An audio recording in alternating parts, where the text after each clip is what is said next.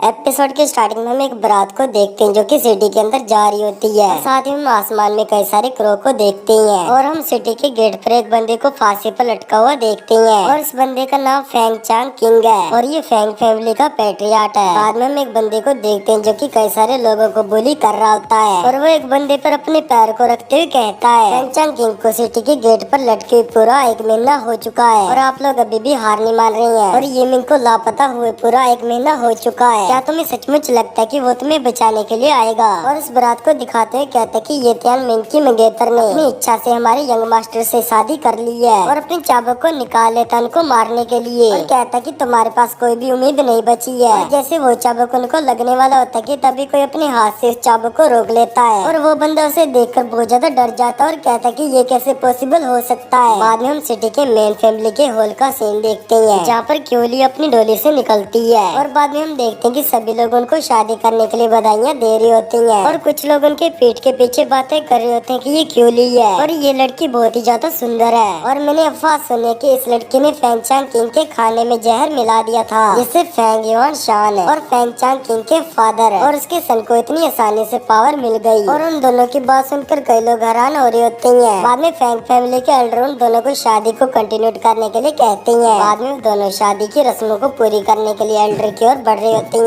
और तभी उस मेन हॉल में एक बंदे की एंट्री होती है। उस बंदे को देखकर वहाँ के जो गेस्ट होते हैं वो बहुत ज्यादा हैरान हो रहे होते हैं और उस बंदे ने कॉफिन को उठाया होता है और क्यूली और यंग मास्टर अपनी शादी की रस्मों को पूरी करते हुए एक दूसरे को ग्रेट कर रहे होते हैं और तभी वो बंदा अपने हाथ में जो कॉफिन होता है उसे उन दोनों की ओर फेंक देता है और वो कॉफिन उन दोनों के बीच में जाके गिरता है और जैसे वो कॉफिन जमीन से टकराता है तो उस कॉफिन का फोर्स इतना ज्यादा होता है कि जमीन से बहुत सारी एनर्जी रिलीज होती है और इतनी सारी एनर्जी को रिलीज होता हुआ देखकर वहाँ के जितने भी लोग होते हैं वो बहुत ज्यादा घबरा जाते हैं। बाद में हम उस बंदे को देखते हैं जो कि हमारा मेन कैरेक्टर है और इसका नाम येमिंग है। येमिंग कहते हैं कि मेरी तरफ से तुम दोनों को मैरिज के लिए बधाई हो और क्या तुम मेरे गिफ्ट से संतुष्ट हो? येमिंग को देखकर यंग मास्टर बहुत ज्यादा गुस्सा हो जाता है और अपने मन में सोचता है कमीने तुम्हारी हिम्मत कैसे हुई दिखावा करने की। येमिंग को देखकर क्यूली बहुत ज्यादा गुस्सा हो रही होती है और कहती है कि 1 महीना जिंदा कैसे है? यंग मास्टर कहता है कि इतने बड़े खुशी के दिन कॉफिन को गिफ्ट के रूप में यूज करना क्या तुम्हारा दिमाग खराब हो गया है? येमिंग गुस्सा करते हुए कहता कि तुमने मुझे धोखा दिया और मेरे अडॉप्टेड फादर को भी मार दिया और मेरे अडॉप्टेड फादर की फैमिली को भी खत्म कर दिया और तुम्हें से पे करने के लिए तुम्हें अपनी जान देनी होगी। और येमिंग की बात सुनकर वहाँ के जो लोग होते हैं वो भी बहुत ज्यादा हैरान हो रहे होते हैं। यंग मास्टर जोर जोर से हंसते हुए कहते कि तुम्हारी जो मेडियस है वो ब्लॉक हो चुकी है और तुम सिर्फ अपनी बॉडी टेम्परिंग के फर्स्ट प्लेस पर हो और तुम्हारे जैसा कचरा बंदा मेरे से बदला लेना चाहता है। क्यूली येमिंग से कहती कि अगर तुम्हारे पास एबिलिटी है तो उसे ट्राई करके देख लो और मेरे जो हस्बैंड है फेंग जुआन वो इस फैमिली की यंग मास्टर है और ये तुमसे बहुत ही ज्यादा स्ट्रॉन्ग है और तुम्हें ये बताने की जरूरत नहीं है कि जो ग्रेट एल्डर है और पैट्रियाट है वो दोनों ही हमारे साथ है। ग्रेट एल्डर येमिंग से कहते कि तुम यहाँ से बचकर अब नहीं निकल सकते हो और ये बात सुनकर येमिंग बहुत ज्यादा गुस्सा हो जाता है और जुआन से कहते कि चलो हमारी फाइट को स्टार्ट करते हैं। येमिंग की बात सुनकर जो यंग मास्टर होते हैं वो बहुत ज्यादा गुस्सा हो जाते हैं और अपने हाथ में एनर्जी को इकट्ठा करते हुए ताकि तुम बहुत ज्यादा बेकार पर्सन हो और अपनी स्पिरिट को एक्टिवेट करते हुए येमिंग को पंच मारने के लिए आगे बढ़ता है और येमिंग भी अपनी फायर पावर को एक्टिवेट करते हुए यंग मास्टर के पंच को अपने एक ही हाथ से रोक देता है और ये देखकर क्यूली और ग्रेट एल्डर बहुत ज्यादा हैरान हो जाती हैं और यंग मास्टर भी येमिंग की पावर को देखकर बहुत ज्यादा हैरान हो जाता है और येमिंग अपनी पावर का यूज करते हुए यंग मास्टर को पीछे की ओर धकेल देता है। क्यूली येमिंग से कहती कि तुम होने वाले पैट्रियाट पर अपने हाथ को उठाने का साहस कैसे कर सकते हो? क्या तुम सचमुच में हेवन को चैलेंज कर रहे हो? यंग मास्टर कहता कि तुम तो बहुत ज्यादा इंटरेस्टिंग हो और मुझे तुम्हारे साथ फाइट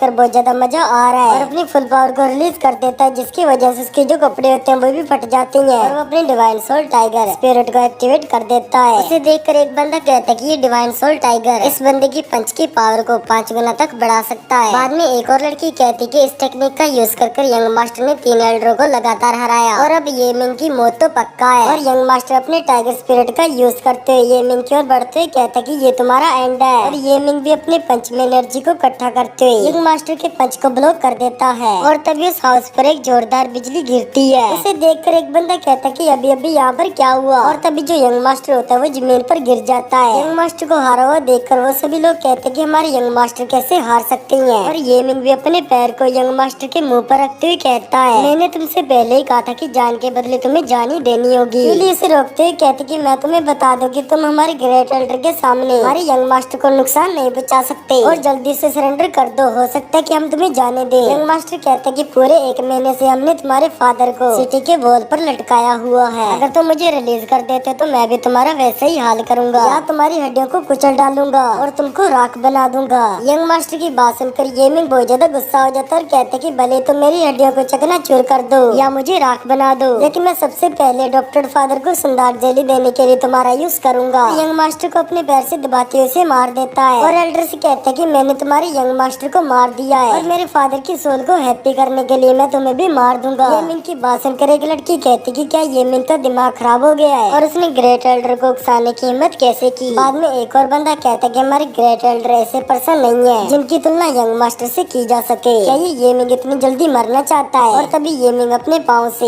यंग मास्टर के सिर को फोड़ देता है और क्यूली से कहता है कि मैंने तुम्हारे हस्बैंड को मार दिया है। यंग मास्टर की डेथ को देखकर क्यूली बहुत ज्यादा शॉक हो जाती है। ग्रेट एल्डर कहते कि तुम्हारी हिम्मत कैसे हुई हमारे यंग मास्टर को मारने की। और तभी एक और मास्टर येमिंग की ओर बढ़ते अपने वेपन को निकाल कर कहता है, येमिंग तुमने हमारे यंग मास्टर को मार दिया इसलिए मैं तुम्हारे 1000 टुकड़े कर दूंगा। और अपनी स्वॉर्ड को येमिंग की ओर फेंक देता है। क्यूली उस स्वॉर्ड को देखकर कहती कि ये पर्पल स्वॉर्ड है जो कि फैंग फैमिली का कीमती ट्रेजर है। ये किंगजोन सिटी के डिवाइन वेपन 3 में से एक है और फैंग फैमिली के पूर्वजों ने इस स्वॉर्ड का यूज सोना क्लैन मेरो रेलम के एक्सपर्ट को मारने के लिए किया था। और येमिंग तुम इस स्वॉर्ड से बिल्कुल भी नहीं बच सकते। और वो स्वॉर्ड येमिंग की ओर बढ़ रही होती कि तभी येमिंग अपनी पावर को पंच में इकट्ठा करते हुए कहते कि मुझे कोई भी स्वॉर्ड में नहीं रोक सकता और अपने पंच को आगे करते हुए स्वॉर्ड की ओर बढ़ने लगता है। येमिंग का पंच उस तलवार के साथ टकराता है तो तलवार वहीं पर टूट जाती है। और येमिंग अपने मन में सोचता है कि स्टारी की ब्लड लाइन की जो पावर है वो बहुत ही ज्यादा जबरदस्त है। और स्वॉर्ड को टूटता हुआ देखकर वहाँ के सभी लोग बहुत ज्यादा हैरान हो जाते हैं और कहते हैं जो पर्पल स्वॉर्ड है वो सचमुच में बिखर गई है। और क्यूली भी उस स्वॉर्ड को टूटता हुआ देखकर बहुत ज्यादा हैरान हो जाती है और कहती है, येमिंग तुम बहुत ही ज्यादा भयानक हो। उस स्वॉर्ड को टूटता हुआ देखकर वो बंदा बहुत ज्यादा गुस्सा हो जाता है और अपनी एनर्जी को रिलीज करते हुए कहता है कि तुमने हमारे यंग मास्टर और पर्पल स्वॉर्ड को खत्म कर दिया, इसलिए तुम अपनी लाइफ और डेथ के लिए मुझसे भीख मांगोगे। और अपनी मार्शल स्पिरिट को एक्टिवेट कर देता है जो कि 3 टाइगर होती हैं। और येमिंग अपनी फायर पावर का यूज करते हुए जैसे अपनी पावर को उन टाइगर के साथ टकराता तो वो टाइगर वहीं पर खत्म हो जाती हैं। और ये देखकर वो मास्टर बहुत ज्यादा घबरा जाता है और कहता कि ये कैसे पॉसिबल हो सकता है। येमिंग उस मास्टर से कहता कि लेकिन ये हो रहा है और अपनी डेथ के स्किल का यूज कर उस मास्टर को घूर कर देखता तो वो मास्टर बहुत ज्यादा डर जाता है। और येमिंग स्किल का यूज कर अपने एनिमीज के डर का फायदा उठा सकता है और उनकी सोल की कॉन्शियसनेस को इसमें एब्जॉर्ब कर सकता है। और वो मास्टर उस जगह को देखकर कहता कि मैं कौन से प्लेस पर आ गया हूँ। और जैसे वो अपने सामने देखता तो वो बहुत ज्यादा डर जाता है क्योंकि उसके सामने एक बहुत ही बड़ी आंख होती है। और वो येमिंग से चिल्लाते हुए कहता कि येमिंग बाहर आ जाओ और ये तुम्हारी घटिया ट्रिक्स को करना बंद करो। और तभी उस आंख में से कई सारी टाइगर स्पिरिट निकलती है। वो मास्टर उन टाइगर स्पिरिट को देखकर बहुत ज्यादा हैरान हो जाता है और कहता कि ये कैसे पॉसिबल हो सकता है, मेरी फैंग फैमिली की टेक्निक इसके पास कैसे हो सकती है। और तभी जो स्पिरिट टाइगर होते हैं वो भी उस मास्टर पर अटैक कर देते हैं और उस मास्टर के मुंह में से ब्लीडिंग हो जाती है और उसकी जो हालत होती है वो भी बहुत ज्यादा बुरी हो जाती है। और वो मास्टर कहता है कि मेरा लेवल तुमसे ज्यादा और तुम मुझे नहीं मार सकते। और वो मास्टर ये बातें कह रहा होता है कि तभी उसके ऊपर कई सारी स्वॉर्ड आ जाती है। और वो मास्टर उस टेक्निक को देखकर बहुत ज्यादा हैरान हो जाता है और कहता है कि ये कैसे पॉसिबल हो सकता है। और तभी उसकी पीठ में 2 स्वॉर्ड घुस जाती है।